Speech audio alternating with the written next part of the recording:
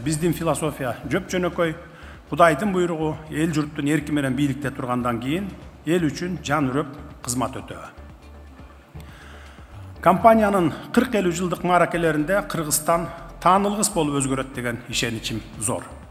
Анткени биз Кумтөр сыяктуу эл байлыгын элге иштетип, коррупцияга, криминалга чечкиндүү сокку уруп, көмүскөгө айланган бардык каржыларды азыр ушул тапта ачыкка чыгарып жатабыз. Келерки 10-20 жылда Кыргызстан таанылгыс болуп өзгөрөт. Бул тууралуу 19 октябрда президент Садыр Жапаров Кумтөр алтын кенин иштетүүнүн 30 жылдыгына арналган салтанаттуу иш-чарада сүйлөп жатып билдирди.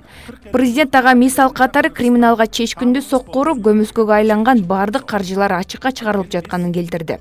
Анын айтымында ушундай аракеттин жыйынтыгында айлык акы, жөлөк пулдар көбөйгөн. Ушул жылдын февралында Бишкекте 2 баласы менен өлтүрүлгөн Алтынай Казманованын 82 жаштагы энеси Үйрү Дүйшөбаева окуяга арналган кезексиз жыйынга катышты. Анда шектүү жоопкерчиликтен кутулуп кетүүгө аракеттенип, алгачкы көрсөтмөлөрүнөн баш тартып жаткандыгын айтты. Парламенттин басма сөз кызматынан билдиргендей, Дүйшөбаева сот процесстери 9 айдан бери уланып, азыркыга чейин чечим кабыл албаганына нааразы болду. 19 октябрда УКМКнын төрагасы Камчыбек Ташиев Кара Балта шаарында атайын кызматтын Жайыл райондук башкармалыгынын жаңы имаратынын ачылышына катышты. 2021 жылдан тарта өлкөдө укук коргоо органдарынын айрыкча УКМКнын административдик имараттары байма-бай жаңыланып, анын ачылыш земдери салтанаттуу түрдө өткөрүлүп келет. Ачылган имараттардын саны 50дөн ашып калганы менен каржы булагы ачыкталбайт. Ош шаарынын Куманжан Датка көчөсүндө атайын рецепти жок, эркен сатууга тыюу салынган, адамдын аң сезимине оор таасир этүүчү дарылардын 2 түрүн сатып жаткан дүкөн аныкталды. Бул факт боюнча сатуучудан жана дүкөн ээсинен тиешелүү түшүнүк каттар алынып, дары каражаттары жана медициналык буюмдар департаментинин кызматкерлери тарабынан акт түзүлдү.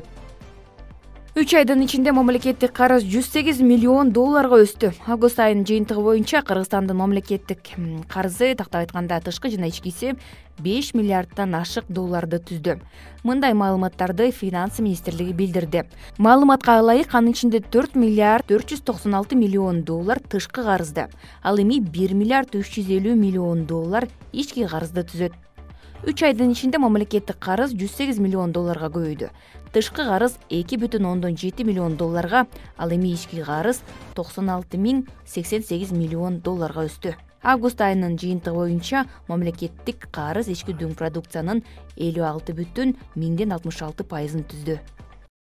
Урматтуу мекендештер, сиз чек арага ишеничтүү барууну, чекирди чыкты жазап таза документ менен жүрүүнү кааласаңыз, анда ишеничтүү айдоочу Мухиддин кызматта. Ортомчусу стаканса чек арага өз алып кирип алып чыгат. Заманбап комфорт машинада жылуу жумшак барып келесиз. Ак кеме же Москвардан келдим десеңиз, бекер кара тизмеден текшерип документке жардам берет. 24 саат WhatsApp жана байланыш +8 926 213 0060 +8 965 402 93 Мухиддин.